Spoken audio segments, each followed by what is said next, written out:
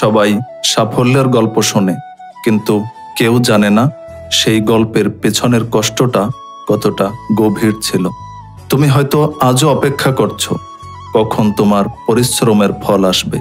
দিনের পর দিন চেষ্টা করছো, কিন্তু তবু কিছুই যেন বদলায় না। মানুষ হয়তো তোমাকে বলে তুমি পারবে না, হয়তো তারা তোমার স্বপ্নকেও হাসির বিষয় বানিয়ে ফেলেছে।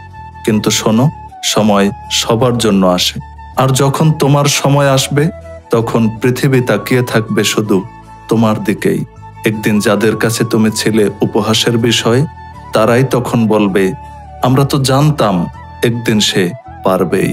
কারণ সফলতা কখনো হঠাৎ আসে না, সে ধীরে ধীরে গড়ে ওঠে তোমার প্রতিদিনের চেষ্টায়, তোমার ঘাম, তোমার অশ্রু, তোমার ধৈর্য দিয়ে। যখন তোমার কাজ কেউ দেখে না, তখনও কাজ চালিয়ে যাও, কারণ তুমি এখন তৈরি হচ্ছ, তোমার সময় তৈরি হচ্ছে। তুমি হয়তো এখন একা লড়ছ, কিন্তু একদিন এই একাকিত্বই হবে তোমার শক্তি। তুমি বুঝবে সব দেরি ছিল তোমার প্রস্তুতির সময়।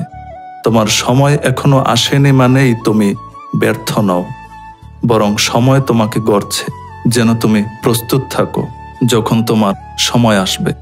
তাই এখন থেমে যেও না, কারণ যেদিন তোমার নাম উচ্চারিত হবে সেদিন আজকের প্রতিটা পরিশ্রম তোমাকে গর্বিত করবে।